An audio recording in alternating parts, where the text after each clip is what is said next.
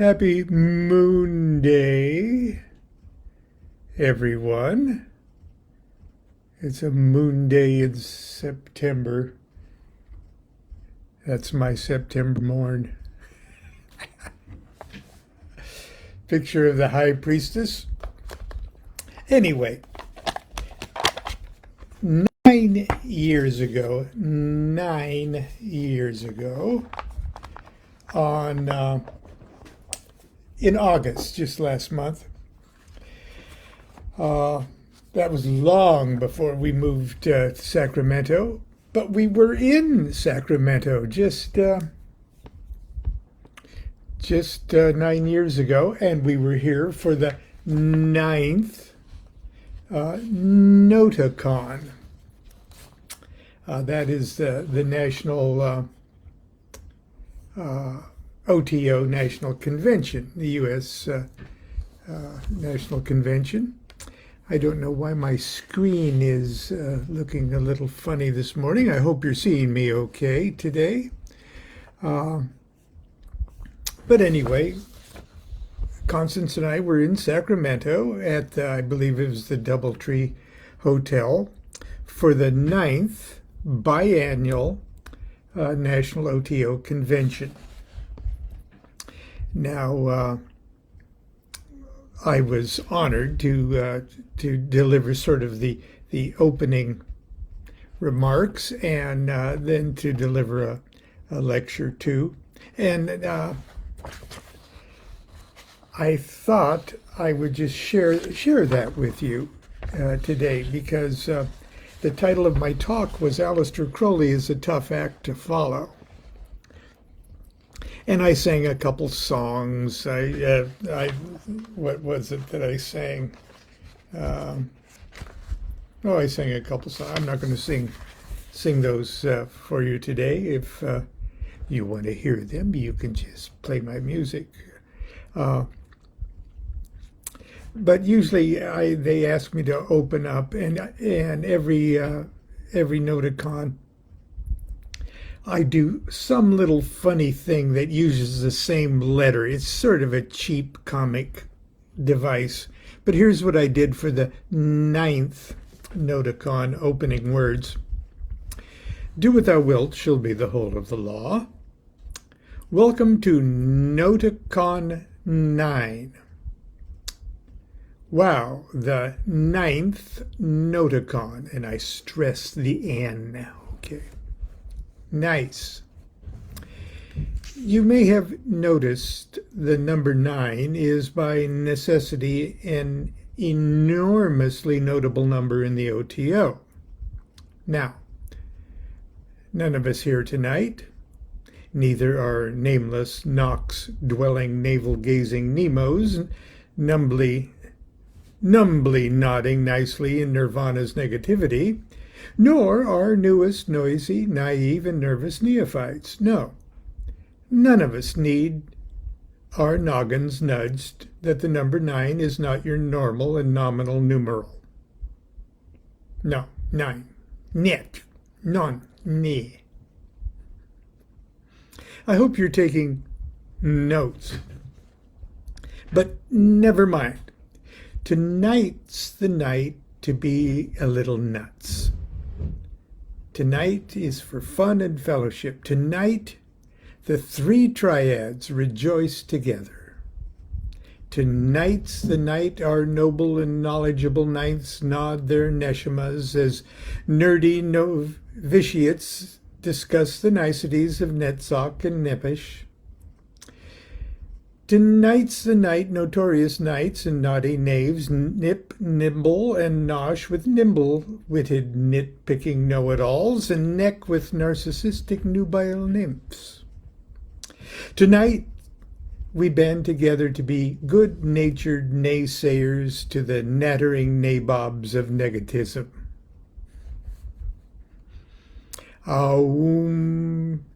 Tonight let us fill our cups and kill our cares. That's sort of an in joke there. Tonight we rejoice in the reality that existence is pure joy, and that when we look upon our neighbor, we are God, looking into the eyes of God. As the Hindus say, Namaste. And we as Thelemites toast to Nuit.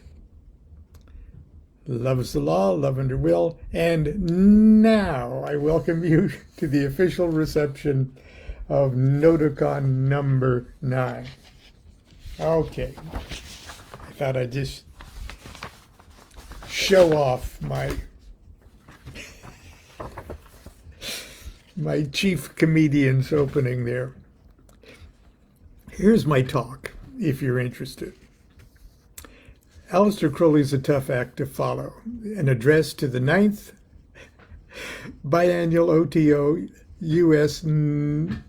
National Convention, Noticon 9, Sacramento, California, August 10th. It was back on the 10th, 2013. Do what thou wilt shall be the whole of the law. Love is the law, love under will. All the world's a stage, and all the men and women merely players. They have their exits and their entrances, and one man in his time plays many parts. 666 is the number of a man, and Aleister Crowley is a tough act to follow. I grew up in the 1950s in a small town in eastern Nebraska. Looking back, I realize how lucky I was to come of age in an environment where the air was fresh and the water, at least in those years, was pure as any place on earth. At the time, however, I didn't consider myself lucky at all. In fact, I felt caged like a wild animal in a zoo run by well-meaning but totally inept, insensitive, and perhaps even dangerous zookeepers. I was painfully isolated and felt as if I were the only person in town that engaged in any form of self-examination. I never really fit in with my peers. I refused to join my classmates as they blissfully rode their bicycles through the poisonous fog of the DDT spray truck killing summertime mosquitoes. I rejected the ridiculous explanations of God, creation, and my own existence, proffered by with unquestioning conviction by my Sunday school teachers. Television would be my only link to the outside world, a world of comedy and wit and art and music and ideas and drama. Thank God there was a movie theater in town, because the cinema transported me to an adult world of beautiful women and handsome men and heroes and villains, adventures of the soul acted out in faraway places and times past and future. The theater was for me my holy ground. It was my temple, my church, my university. Each Saturday and Sunday, I worshipped at the altar of the silver screen. Movies delivered everything the church was supposed to deliver. They liberated, then elevated my consciousness, fired my imagination, ignited my libido, and brought me body and soul into the living presence of the gods. I yearned to be on the stage. And as I grew older, auditioned for every school, church, and community production, play, and musical that presented itself. Contrary to what you might think, drama did not present an opportunity for me to escape or get out of myself, but a chance for a few moments to be myself. As an adult, I'd learned that there's real magical method to the Dionysian madness of dramatic ritual. Indeed, every magical ritual is a sacred drama, complete with all the colorful elements that contribute to the power of great theater: costumes, makeup, weapons, conflict, and most of all, love. Aleister Crowley was certainly not the first magician to recognize and exploit the powers and potential of magical theater, but he was arguably the most audacious in his attempts to squarely lay it undisguised in the lap of popular culture. The 1910 public performances of his Rites of Eleusis was a watershed moment in his magical career. But when I say Aleister Crowley is a tough act to follow, I'm not talking about the Rites of Eleusis or his exploits as a road manager of the Ragged Ragtime Girls, or his press conference at the Statue of Liberty where he claimed the island for Ireland and burned his passport, or when he started World War I, or when he shat on the carpet at the lobby of the Savoy Hotel. But rather, a far tougher act to follow. And it was here where I paused this speech, and I sang a few of my songs. I sang Once I Was the Hero of Megiddo, Love Song, Sweet Babylon, I Wish I Were Krishna, and When You Fall in Love. And the last words of my song, When You Fall in Love, is love is kind of a quantum thing. So I pick up the talk again. Love is kind of a quantum thing. Will is kind of a quantum thing. The tree of life is kind of a quantum thing. Enochian aethers are kind of a quantum thing. The concept of archangels, angels and spirits and demons is kind of a quantum thing. Knowledge and conversation of the holy guardian angel is kind of a quantum thing. Crossing the abyss is kind of a quantum thing. Existence itself is kind of a quantum thing. You are kind of a quantum thing. And love and will and the tree of life and the aethers and the archangels and angels and spirits and demons and your holy guardian angel and the abyss and existence and you and me, all these things are events of consciousness. And before the word quantum entered our vocabulary, we used another word, magic. Magic and quantum physics both blithely admit two things can be in the same place at the same time. Magic and quantum physics happily agree that one thing can be in two places at the same time, and magic and quantum physics leave traditional religions and philosophies in the dust by audaciously suggesting that infinite things can be in infinite places at the same time and at infinitely different times.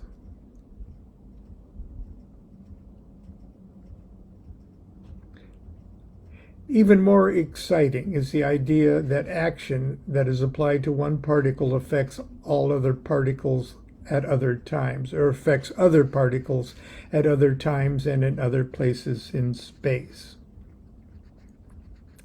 Every breath we take, every move we make, every thought we think affects absolutely everything. And when you fall in love, you change the world.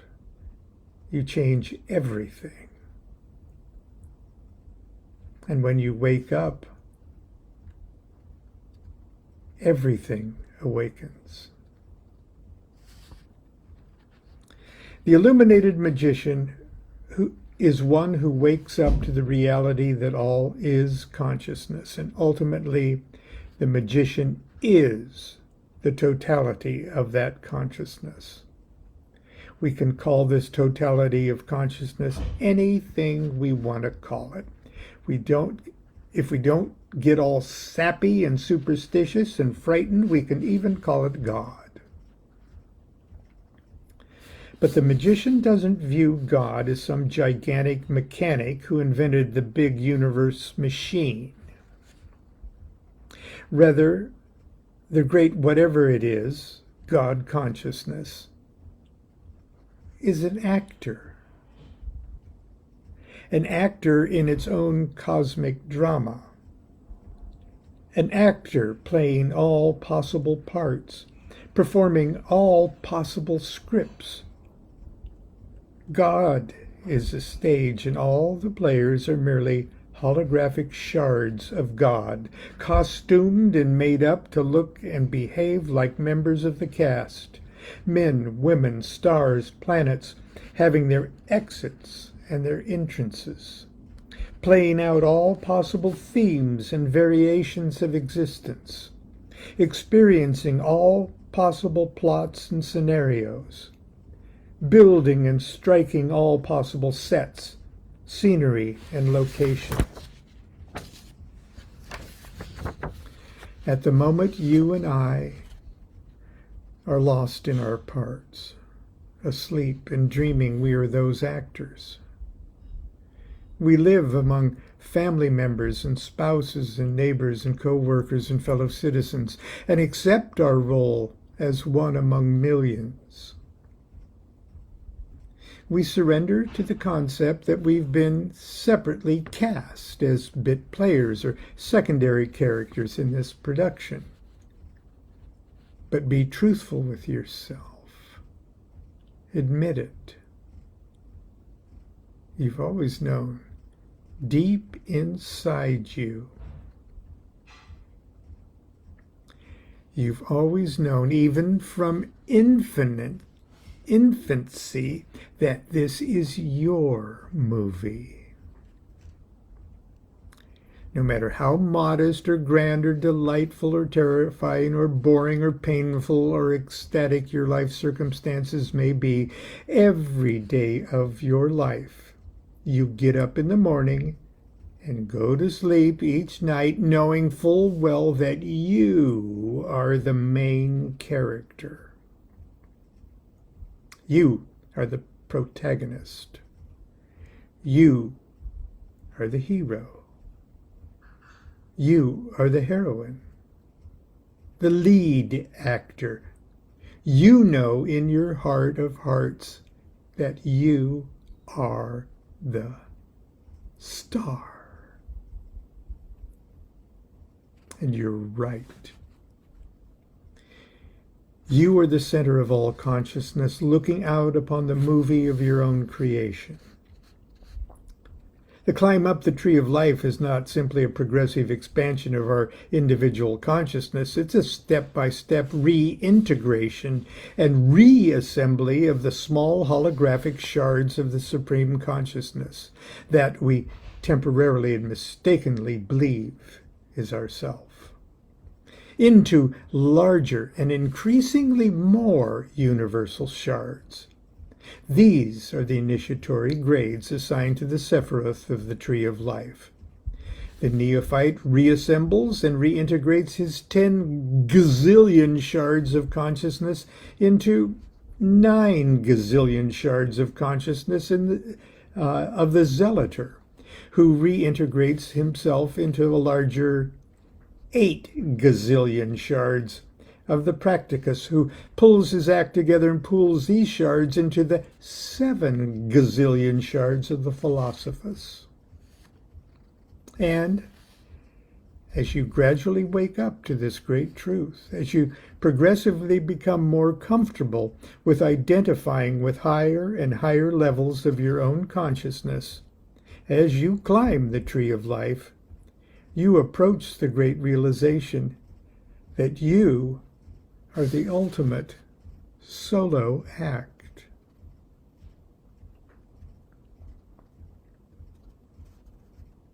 Until that great awakening, however, our dream drama makes it appear that there have been others who have gone on this journey before us. Waking up. Lao Tzu, Hermes, Buddha, Jesus, St. Clair, Teresa, Mansur el-Hallaj, Aleister Crowley, and the countless illuminated sages whose dream names we may never know. They all might seem like tough acts to follow.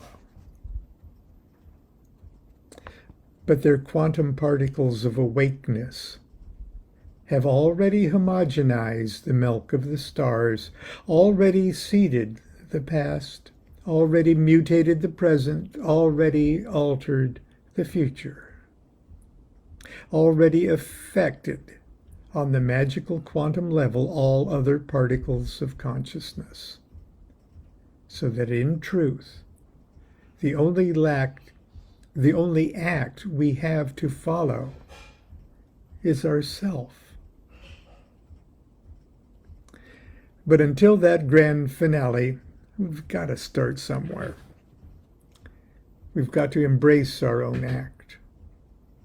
And magicians are great at embracing colorful acts. Merlin was quite a showman. Dee and Mathers and Crowley were colorful acts. What's your act?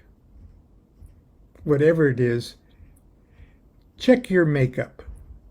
Brush off your wardrobe.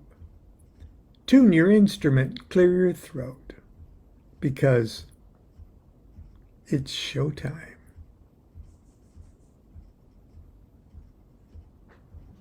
All the world's a stage, and all the men and women merely players. They have their exits and their entrances, and one man in his time plays many parts. 666 is the number of a man. And Aleister Crowley is a tough act to follow. But it's lots of fun trying. And that's it for Monday. Hope you have a great week. And we'll see you tomorrow. Do what thou wilt shall be the whole of the law. Love's the law. Love under will.